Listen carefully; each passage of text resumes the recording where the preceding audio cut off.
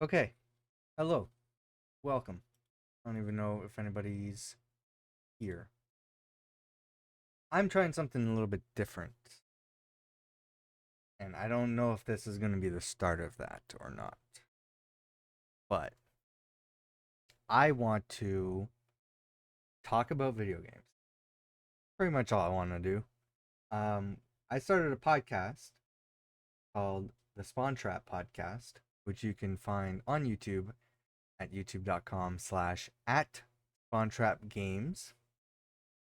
We have not been doing as many gaming ones as I would like lately, past few years.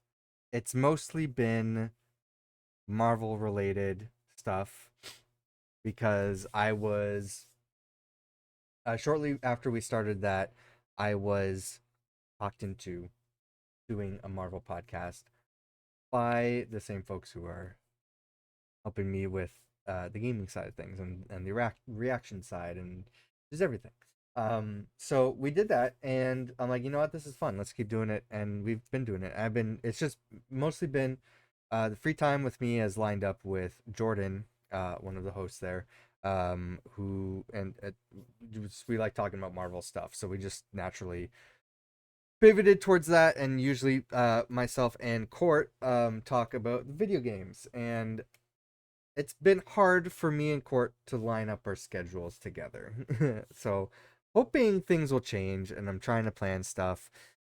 But since we can't talk about it as often as we like lately, I want to have a new avenue to talk about things because things are ever changing in the industry. There's things happening every single day. Case in point, today, there's been some just really big stuff happening, and I might be like pausing for a moment to check mentions and stuff because I just did this last moment. I said, "Hey, anybody I know want to be on camera and talk about some stuff?" So I'm just seeing if I get any replies last minute. Not expecting it. It's very late at night. It's about 10:30 p.m. Eastern, where I'm at right now. So I don't even know who's awake. I just put out the feelers there. What I want to do is I want to I'm hoping I can turn this into a thing for the main channel. So I'm hoping this has like multiple benefits here to me doing this.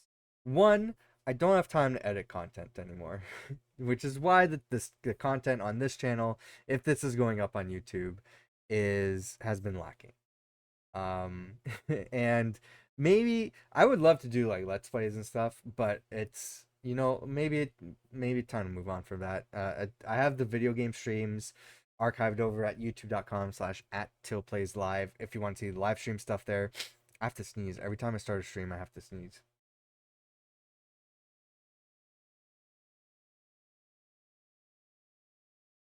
Swear it's like I don't know what it is. I'm like I hit live and I'm like don't sneeze. Like I didn't have to sneeze before I hit live, but I have to sneeze now. Um, sorry. Yes, so I just don't have time to edit stuff, which is why I would love to go back to like old archive stuff and put stuff together. In fact, I'm thinking like if there's like a time where just things are slow, I'm bored late at night, and I have nothing else to work on, that I can just go back to archive footage and see like, hey, what would be a fun video to make for this channel?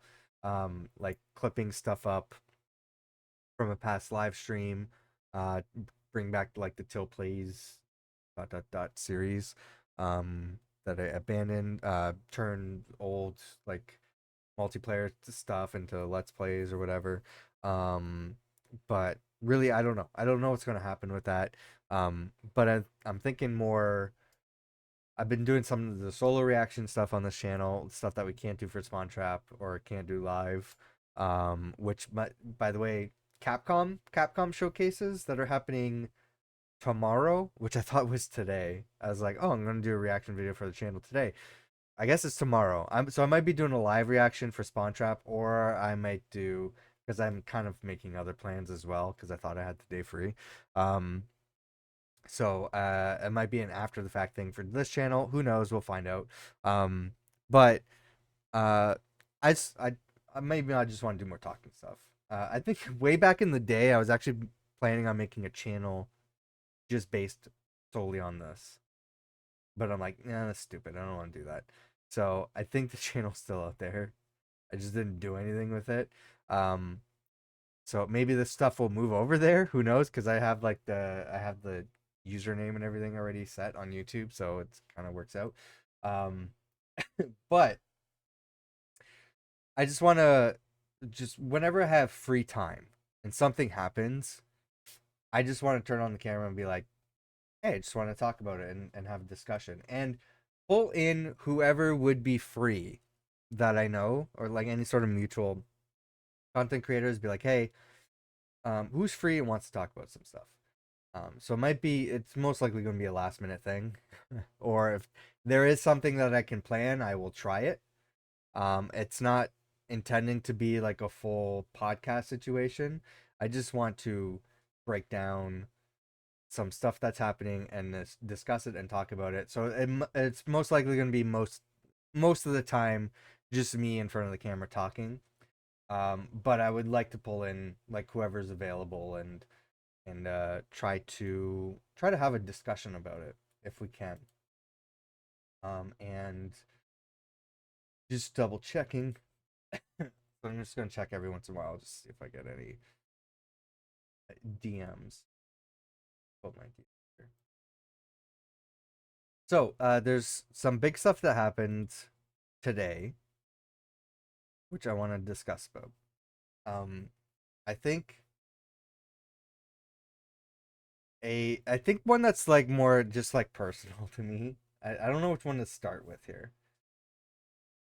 I think just the one that's more personal to me is this just Rooster Teeth shutting down. If you've if you know me, if you've been following me, um you'll know how like big this is for me because a lot of stuff that I do or have created or talk about or whatever, um whether it's obvious or not, has been, you know, revolved around Rooster Teeth and build off of inspiration and everything that I've seen from Rooster Teeth. Most of the time, the early days, um, back in when they were a smaller company. But I'm not shocked by this news. This is not shocking to me at all. What's shocking to me is that it took this long. So if you don't know Rooster Teeth's, uh, what Rooster Teeth is or its history, I will be surprised, first of all. But it's not even in the 21 years they've been active. I mean, there's lots of different types of content they make. People, have discovered the company through a lot of different avenues. I think the most popular one right now is what's pictured on screen, Ruby, because there's that whole anime side of that fandom that has discovered Rooster Teeth through that. But um, I most know Rooster Teeth from what they were known for originally, which is making machinima from the game Halo, known as Red versus Blue. It's the longest, like one of the longest online series, um, like internet series that you can find. What's crazy actually is that the founder of the company and Red versus Blue, who worked on the writing and everything for most of the series, and has left the company after like moving the country during a tumultuous time in the U.S. Um, was returning back to write a final season of that series, which I was looking forward to. And it is upsetting that that's probably not going to happen now. Uh, but that's where I found them. I think was it season 2, I think is when I discovered Red versus Blue and then discovered Rooster Teeth through that and just kind of got hooked and have been following the company since. That being said, I have been following the company since. and it's been not a great ride through the most recent years, the latter years. And I mean that in a few different ways, but I'm probably not going to get into all of it because it's really, I don't want to shit on a company that's dead, right? Um, but for me personally, I have I've fallen off of the content just personally the past several years, and I don't. Maybe they do make great quality content or whatever. Um, it's just fall for what I was watching. It fell off for me. Um, a lot of the stuff that I was into, they stopped working on or just wasn't hitting for me. If I'm bringing it back to Red versus Blue, I didn't see like the rebranded thing that they did. I think it's called RVB Zero. I still haven't watched that, but prior to that, like there's like 3 seasons of just like really downward quality. Like even like before that, it was like a high of like where the series was going. I'm like, they're still hitting the mark with the series, and I'm just gonna keep watching it because it's great. And then it was a quick pivot to just nonsense, and I'm like, what am I watching this for anymore? Even Ruby, I'm not an anime person, and I've been enjoying Ruby, or I was enjoying Ruby during the start, and then I don't know what it was. I'm just like, I'm not really interested in watching this anymore. I just stopped.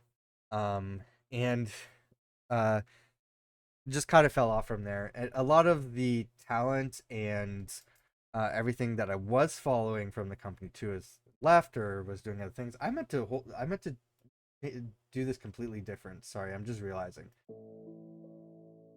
I need to get the music on. You're just listening to me in silence, and I'm not liking that. Hearing myself talk. There we go. Got the lo-fi hitting. Let me check if anybody's responding here. So, I don't think this was. I'm not saying the quality of the content is the reason why.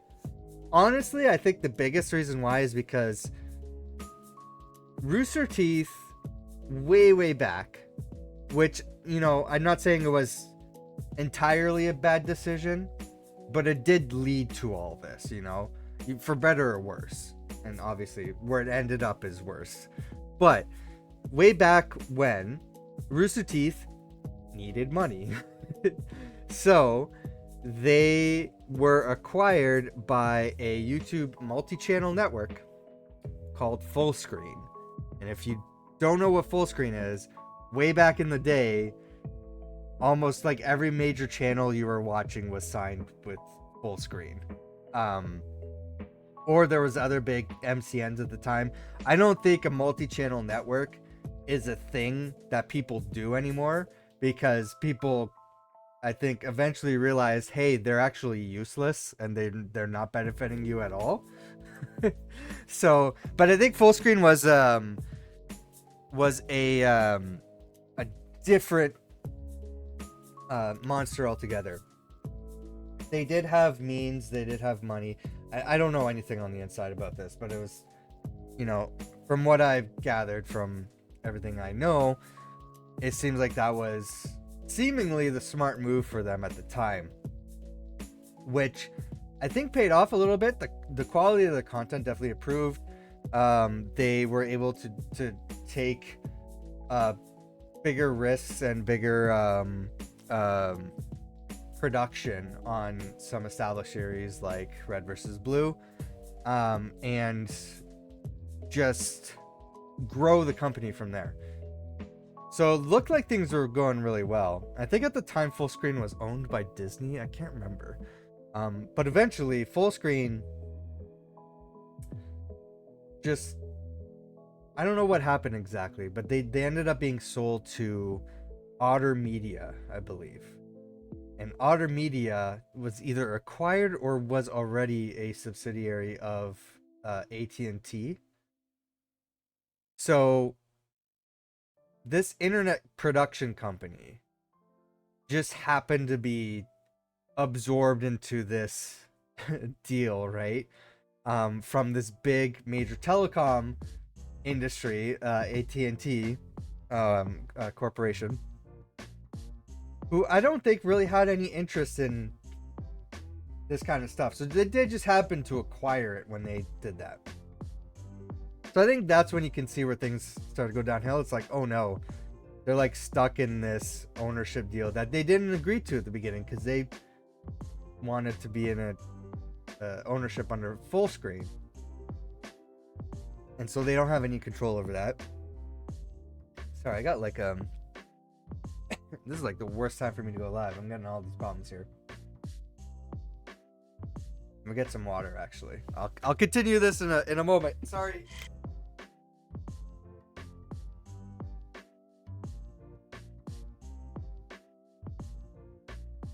I really hope I'm not getting sick, but I don't think I am. So, Otter Media, subsidiary of AT&T, acquires Rooster Teeth. That I don't really think they wanted, but they still existed. I think there's been several layoffs within Rooster Teeth, and I can't remember the exact time of when the layoffs happened, but they've happened several times. So you can imagine during the transitional period between ownership of who owns what, that this kind of stuff happens. But eventually, Otter Media and all those assets and everything. Actually, I don't know if it was the entire Otter Media, but eventually Rooster Teeth stuff was sold to Warner Brothers. Or specifically like a division that was owned by the parent company Warner Brothers, which is now Warner Brothers Discovery. So Discovery acquired everything. So Warner Brothers makes big productions. I mean, not anymore. They're just they cancel big productions, which is a whole other issue. But we're not done with Warner today. To their credit, I think they try to get things to work with Rooster Teeth. Now, I'm not saying that Rooster Teeth wasn't working, but it's clear they're not working by Warner Brothers standards. So they're still making internet shows like Red vs. Blue and Ruby. And for the longest time, I was thinking, this is not gonna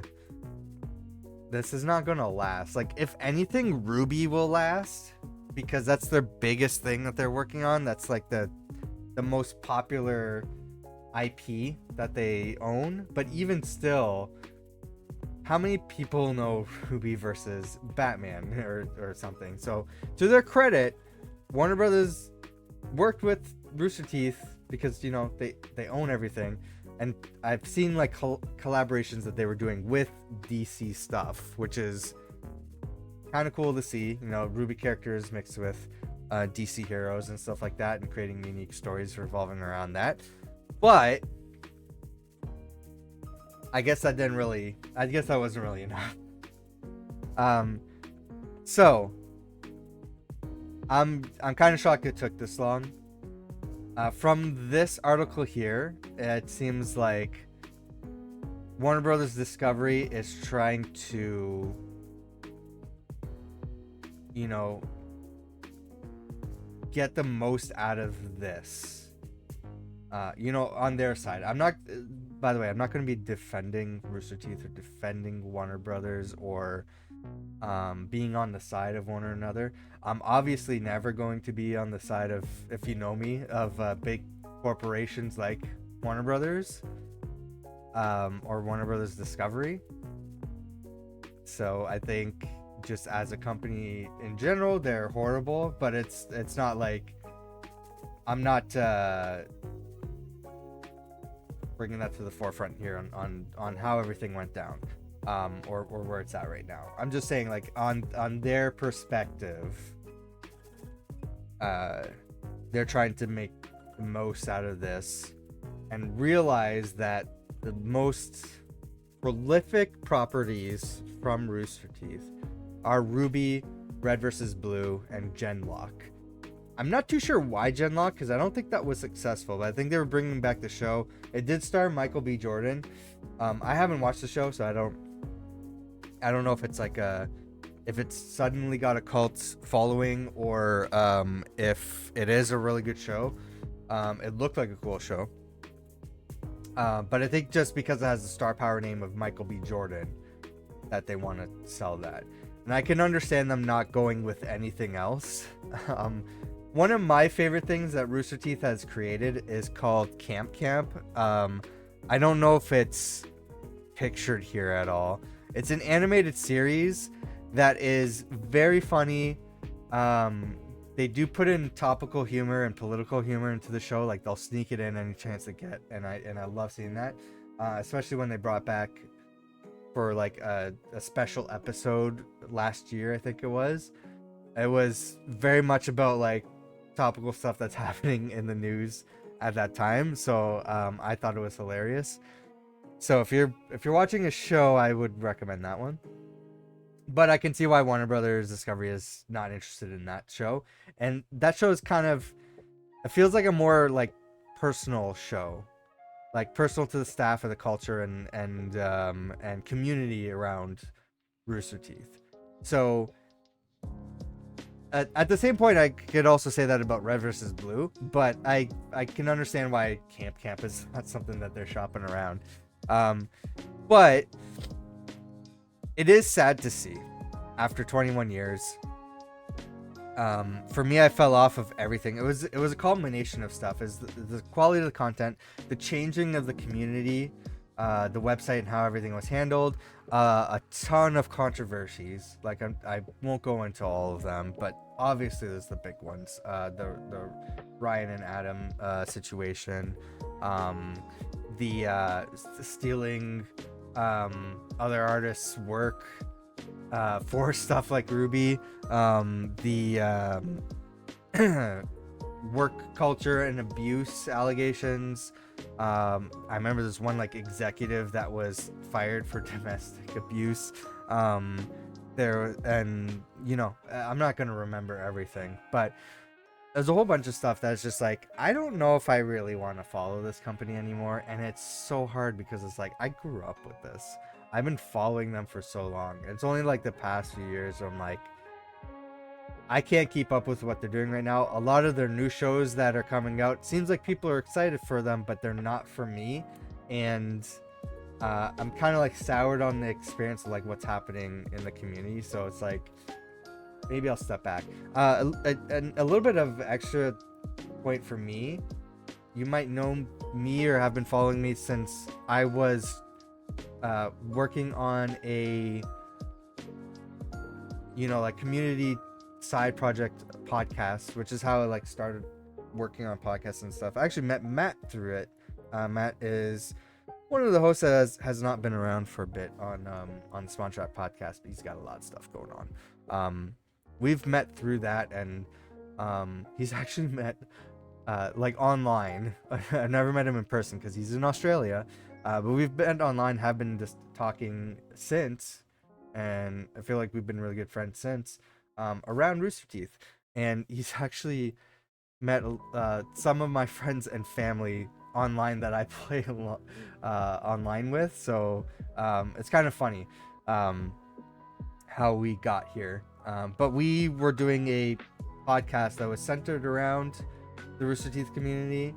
It was called The Lounge. I do still have the music available for the theme song I made for it, which is free to use. Use it for whatever you want. Go ahead. It's on my Bandcamp if you want it. But even that experience kind of soured me because, you know, no shame to people who were part of that podcast, who I'm still following now and keeping up with sometimes. They're still cool people. But, you know, at least one person, and I don't know about others, turned out to be complete racist, transphobic, anti-vax conspiracy theory nut jobs that I do not want to ever collaborate with again. So even that kind of experience soured the kind of you know, image of Rooster Teeth for me. So it is upsetting. I own a bunch of Rooster Teeth merch. I own a bunch of like DVDs and stuff, and it's like Red versus Blue, Laser Team. I helped. I donated to crowdfunding for that movie. Watched so much of their side projects like the Gauntlet and what was their like show where they were doing video game stuff in real life. I can't even remember the name of it, but that was really cool. And watched a lot of their first content, had a first membership, and that's another thing that like kind of went downhill for me was when things were changing, they were like desperate for money. Granted, they kept the pricing of their first membership so low for the longest time since the company started.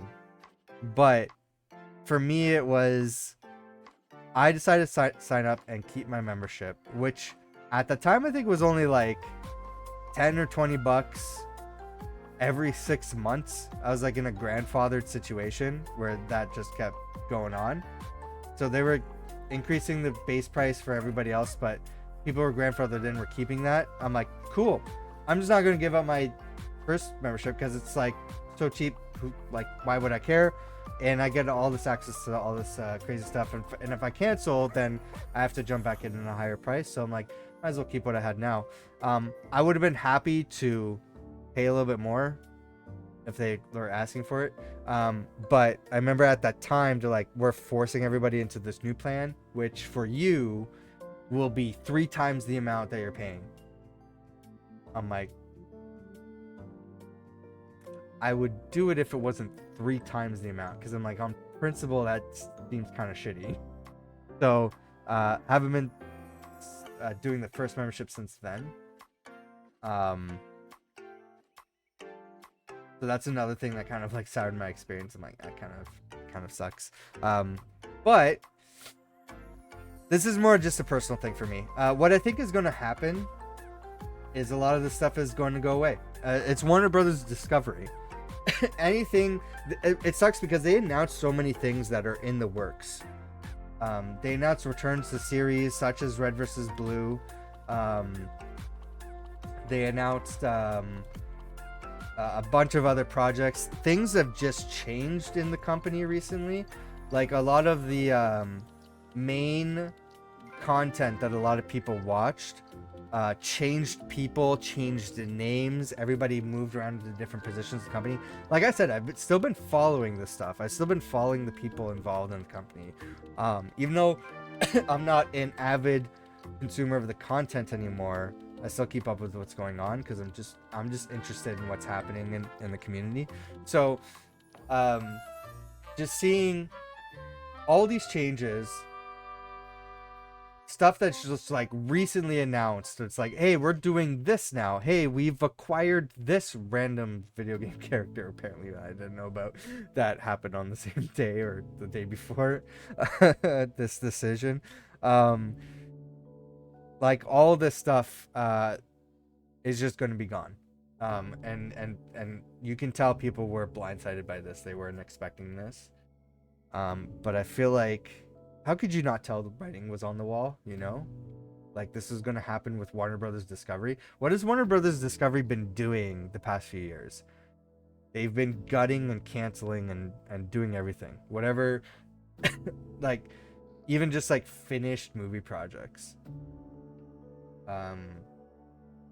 Like Batwoman, the Scooby-Doo thing, the Wile E. Coyote thing. And just industry layoffs. Like, this is kind of video game adjacent. Like, you can imagine this was part of the decision. I don't know if the Warner Brothers games has had layoffs lately.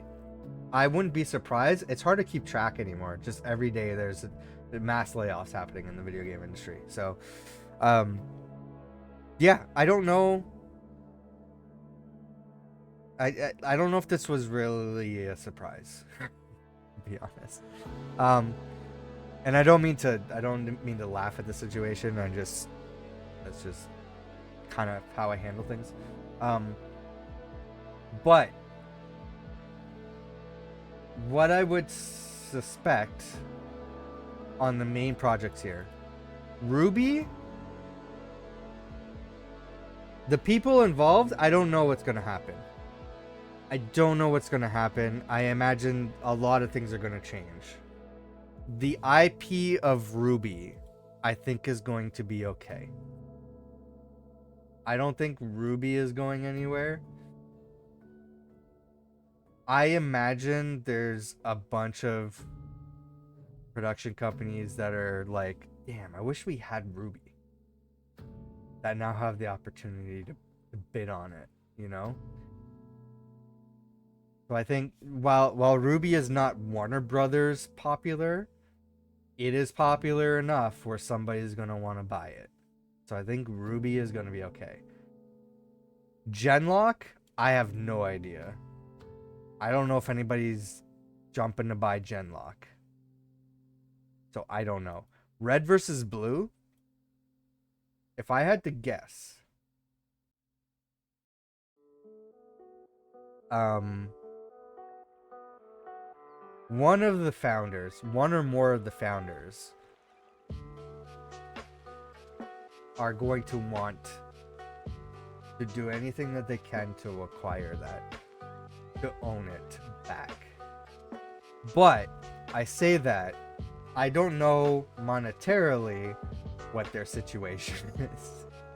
Because granted, they have had pay increases and promotions in those 21 years.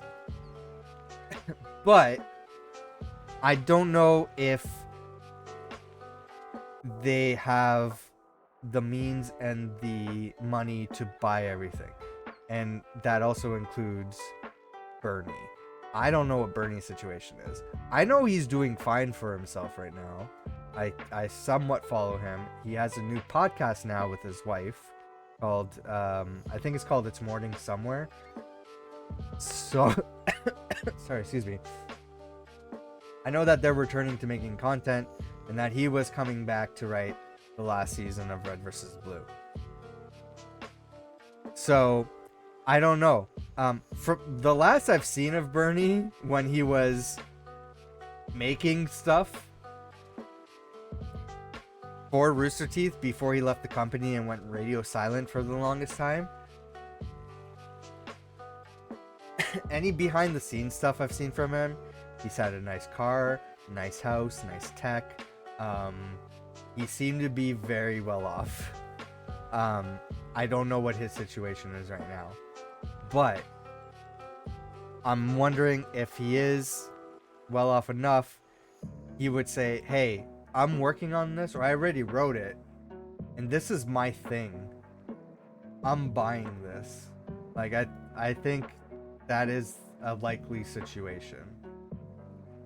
Now, does he have enough for Warner Brothers to offer it to him?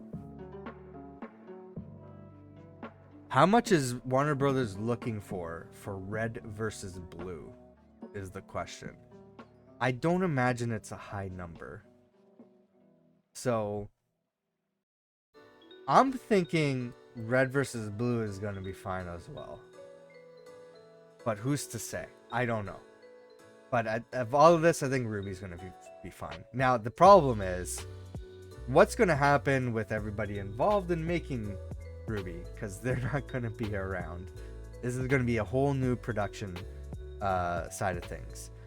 The voice actors, are they going to still be around? Because here's the thing. Many of them, I don't know about the current season, but I know from the beginning, I would say most of them were people who worked for Rooster Teeth. Like, these are people that were working on other things and they got pulled in to be voice actors. These are people sometimes from the community. The main actors here Um, well, I'd say Ruby and Yang, uh, at least, were voiced by people who are still at the company, working on other things. They just happen to also be voicing those characters. Um, the voices for Weiss and man, it's been so long. Is it Blake? I can't remember the other character's name. I think it is because it kind of like plays off of colors, right? So yeah, um, those voice actors are not at the company, but they're still voice actors for the company, right? So I don't know. Whoever's going to pick them up, are they going to be looking for new voice actors? Are the voice actors going to agree to continue doing the show for whoever picks up the show? Or are they going to move on to other things? It was like, I did that because I was at the company. I'm no longer with the company, and I'm doing other things now. I got a new job. I'm working on something else. But I would imagine they'll keep doing it. I don't know. So I don't know. It's interesting to see this whole situation happen and what's going to happen afterwards. I'm curious to see, like, it obviously it sucks, everybody's losing their job, and I'm following a lot of these people, so I'm slowly seeing their statements, but not a whole lot yet. I think just a lot of people are in shock and don't know how to deal with this situation. Also, I'm not really active on Twitter anymore, so I'm just, wherever I'm following those people elsewhere is where I'm getting this information. So I'm interested to see, the behind the scenes people that you don't see as often. I don't know what's going to happen to them. It's a very weird situation in the industry where it seems like everybody is afraid for their job. So are they going to find work? I don't know. But they're obviously very talented people there who, in a normal situation where there wasn't all this shit happening in the industry, maybe they would have no problem finding a job. I don't know what the situation is like right now.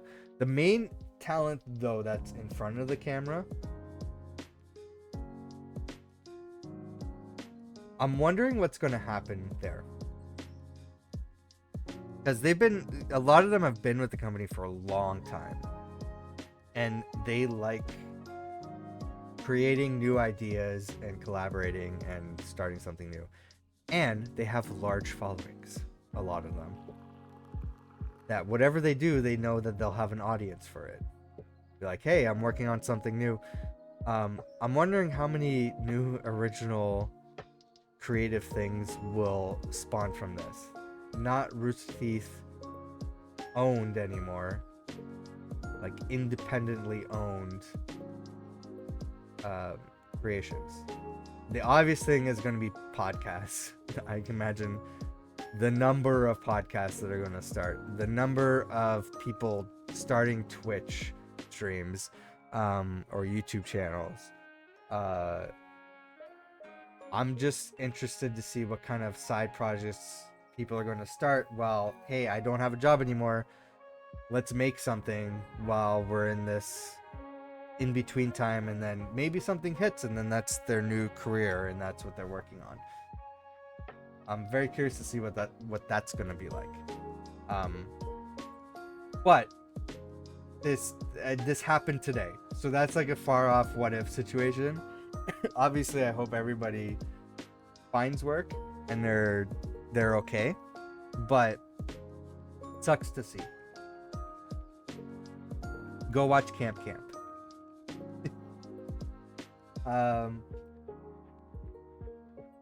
I'm gonna quickly check to see if I have any responses, and we'll keep going. One thing, the final thing I'm gonna do here, because I don't want to make this too long and do like a huge. There's so many like video game stories that I want to talk about. I really want to talk about the Time Splitter situation. Don't know what that's all about, but I'll save that for another time. I want to talk about Warner Brothers Discovery's recent statement on volatile AAA console games and live service games. Because you read this whole discussion, and you want to pull your hair out. So, I'm gonna read this straight from GameSpot here, because, and then stop at points and just say, just in utter disbelief. I will say I'm having a lot of discussions with my brother, who is mostly brought up onto me, just philosophical, ideological discussions, and about I guess, you know, capitalism and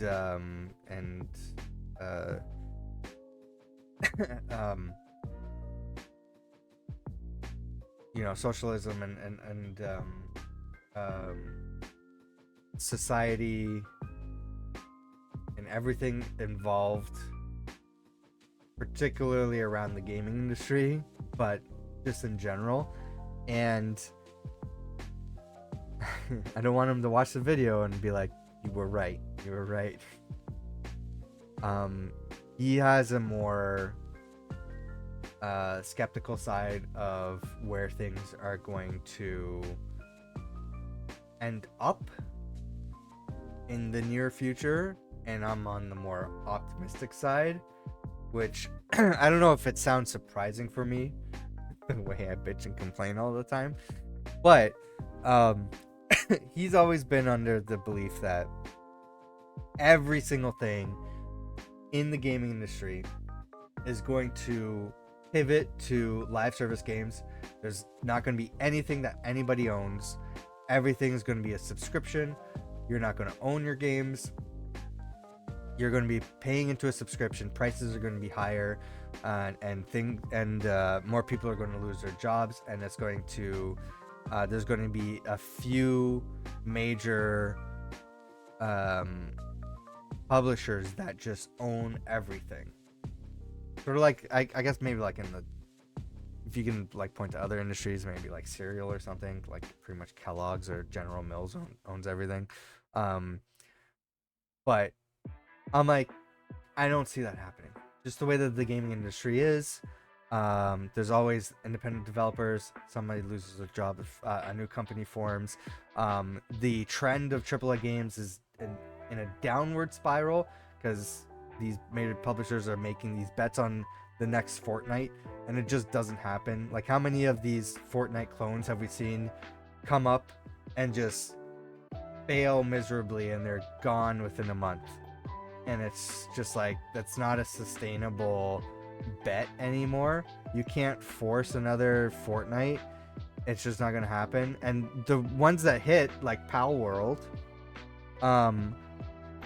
we're like not even trying. They're just it just happens. It's an overnight success, and they're not big major publishers, or smaller indie ones, which is closer to how Fortnite started, and that was an accident as well, right?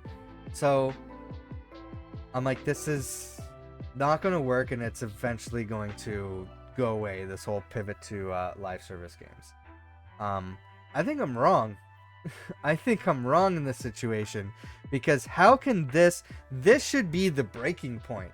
This should be like, oh shit, no, we can't do this. We gotta pivot. No, there's no end. There's no bottom to this bottle.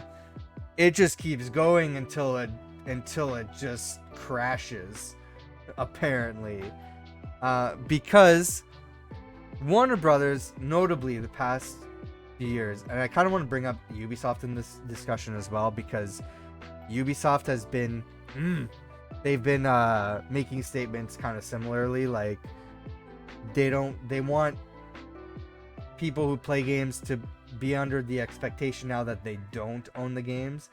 They most famously, or most notoriously, the past year or so said, any games that you buy on Ubisoft, like their Ubisoft store, could just go away if you don't sign in under a specified period of time. Your just library that you paid for is gone. And their recent defense of Skull and Bones being a $70 game because it's a quadruple A game,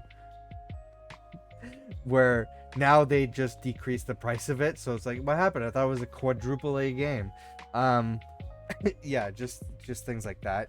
And even Embracer Group, which I guess I can bring up Time Splitters in this discussion. I would love to go into a deeper dive of Time Splitters and Free Radical Design, but most recently the assets for that game was leaked, and it was clear that they were making a Fortnite clone, but centered around Time Splitters. It was a Time Splitters Fortnite game.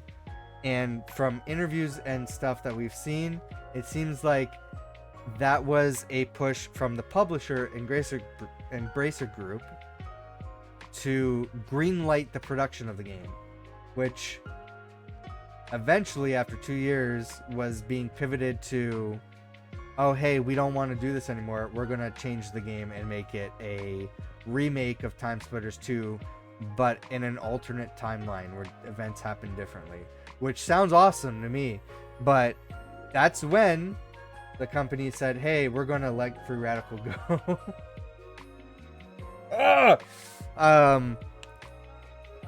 But that's because Embracer Group made bad financial decisions. Sounds like almost the leadership doesn't know what they're doing, and they should be the ones facing consequences. Kind of like Warner Brothers here, because this is the exact same situation. Hey, Warner Brothers leadership doesn't know what they're doing. Because when you read this, you're going to be pulling your hair out like me. During a recent Morgan Stanley speaking event, Warner Brothers Discovery Gaming boss J.B. Perrette, probably butchering that name, I'm sorry. Am I? Discussed some of the company's strategy for gaming going forward, and it includes more live service, mobile, and free-to-play games. Just as a side note, because we're going to get into this here. Last year, Warner Brothers had a humongous hit in Hogwarts Legacy, despite all the controversy and everything, which we will not get into. But Hogwarts Legacy is still selling. People are still buying that game. That game is not a live service game. That game is not a free-to-play game. That game is not a mobile game. That game is a traditional AAA console game that gamers are looking for, that gamers want to buy, that gamers are playing. They also release a game that they marketed way more, that they've been building up and everything way more, that they've been putting all their eggs in this basket. Little game called The Suicide Squad Kills the Justice League. Before that, they released Gotham Knights, which I think was also kind of like a live service game. Both did not do very well. They both sucked. They both got terrible reviews. People, the ideas of the live service and everything since their announcements turned people off. There's just negative reaction to the games. But this wasn't enough for Warner Brothers. Like, nope, make it live service. It's going to be a hit. It's going to be the next Fortnite, and it's going to make us a ton of money. That didn't happen. Everything that gamers foretold happened. And Warner Brothers is still not listening. Because despite the obvious success and the obvious failure, they're deciding to double down on the obvious failure. He said, we're doubling down on games as an area where we think there's a lot more growth opportunity that we can tap into with the IP that we have and some of the capabilities we have on the studio, where we're uniquely positioned as both publisher and developer of games. First of all, what the fuck does that even mean? Let me check. Do a little quick refresh here.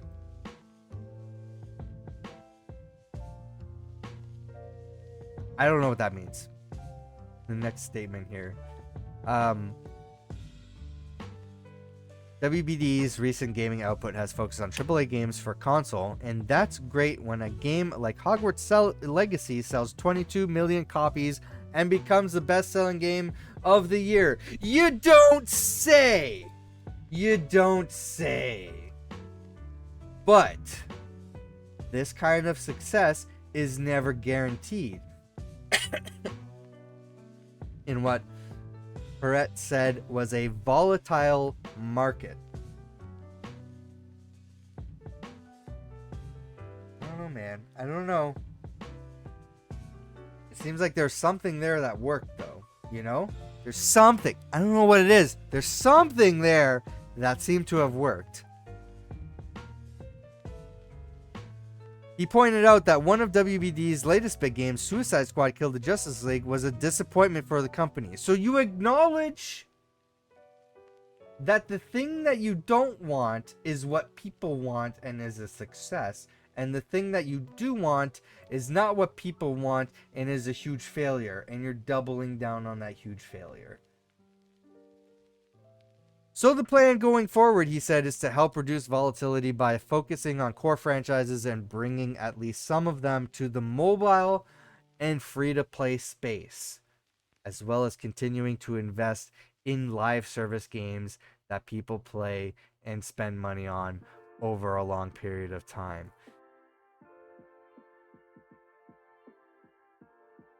I do, like, what else can you do at this point? It's just gonna all just crash and burn and fail. And people are gonna lose their jobs over this decision.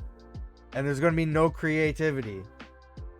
People are just gonna be stuck working on games that make no sense, that are just a huge disappointment, and then the company is just gonna lose money and then blame it on the people making the games who are forced to make these games that they don't want to make, that nobody wants to buy, and then they'll be stuck with another situation where they have to let things go so that the people up top can keep their bonuses. Rather than launching a one and done console game like the success that Hogwarts Legacy was, how do we develop a game around, for example, Hogwarts Legacy? So they want to make Hogwarts Legacy live service. So you want to turn the game that was a huge success for you into something that was a huge colossal failure. You want to take the aspects of that burning train wreck and shove it into the thing that was a success for you.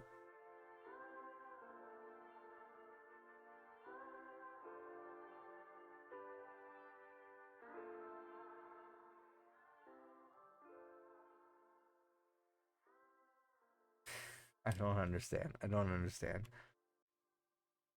WBD is uniquely positioned because it has popular brands. He singled out Mortal Kombat, Game of Thrones, Harry Potter, and DC as its biggest, as well as 11 different internal game development studios. Here's the thing. You did 2 DC games based on this stupid idea. That did not work. You want to turn Harry Potter into one of these stupid ideas. The thing that sold the game is that it wasn't this. You're going to turn it into this. People are not going to buy it. You want to turn Mortal Kombat into a live service game? Where what? You get the game and you get one character and you have to pay to unlock all the other characters? Is that the idea? You get a battle pass for Mortal Kombat? What the fuck?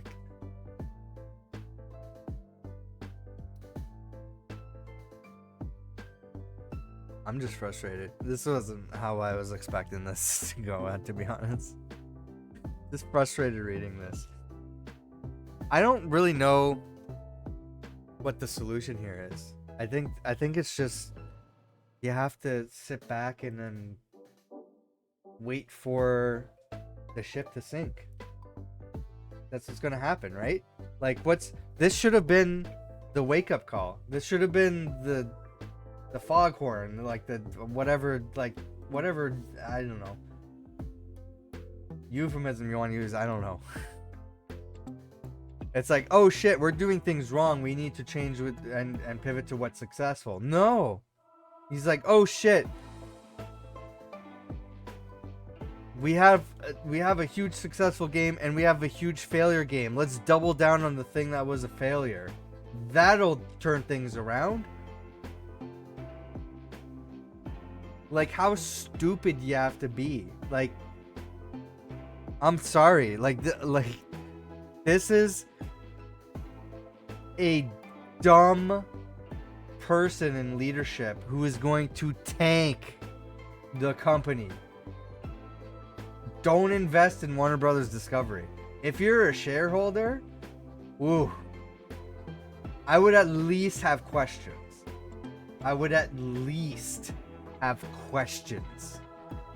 About where the company is going. Because, oof.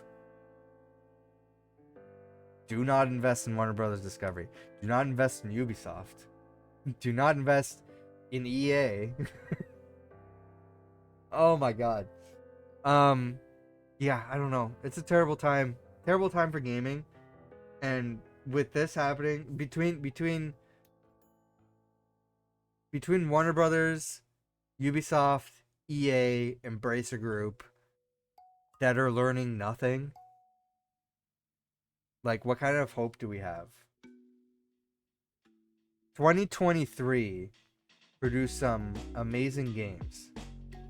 In the middle of those games being released, everybody was losing their jobs. Into 2024, it's been a rapid incline of job losses. Meanwhile, we have AI being shoved into everything in the gaming industry. Any chance that it gets. Also, let's talk into the terrible bet that like Ubisoft and other people have made in regards to NFTs and all this other bullshit that didn't pay off. Like, these CEOs and executives really just hear the buzzwords and like, that's a moneymaker, let's do it. Like, they don't have any concept on how people feel about this stuff, on if it's really like, they can't read the room on this shit. They literally buy into these buzzwords from people that are trying to sell them on an idea, and they think it's like it's the no-brain situation. It's you gotta invest in this shit that's gonna make you money in the short term, right? So I'm losing faith. I think it's a terrible time to get into the gaming industry. I don't know what these people are gonna do, because if we're seeing this amount of job losses, the people that are still working these jobs are demotivated as fuck. They're not going to put effort into it. Seeing all their friends and colleagues' lives ruined over dumb decisions that people like JP Perret make. So 2024, there's some like notable games that are coming out in 2024, but not a whole lot. So I think we're gonna see like the final year of good quality games, and I think it's gonna be a downhill battle. And I think there could be another game crash. I didn't think that would ever be possible. I think the culmination of all this bullshit could lead to that. And I'm kind of concerned. But I don't know. I don't know what's going to happen. I'm very interested in the space and what's going to happen with the games industry. I hope things turn around. There's some positive outlooks that are happening as a result of all this. Unions are becoming more popular in the gaming industry. It used to be non-existent for the longest time. It just, anytime it tried to happen, it just didn't happen. But now it's happening because I think enough people are waking up and saying, hey, this is not a guaranteed situation. This is not guaranteed employment. Things can just change at any minute. Also, just the revelation about working conditions and everything, and just people more involved in communicating with each other and forming these unions. I think we're seeing the positives of that happening. There's more and more unionization in the industry, which is great to see. And hopefully it continues and that it becomes a standard. And hopefully there's like an IATSE or similar kind of organization for the gaming industry as a whole, that when shit like this happens, they can form a huge strike and change things for the better, you know. But it's I don't know, that's an uphill battle. There's one other thing that I think I saw recently that was like a positive change for game developers. I can't remember what it was exactly. Let me pull up the recent stuff I shared to our Trap Discord. I might not have shared it there actually. I don't remember.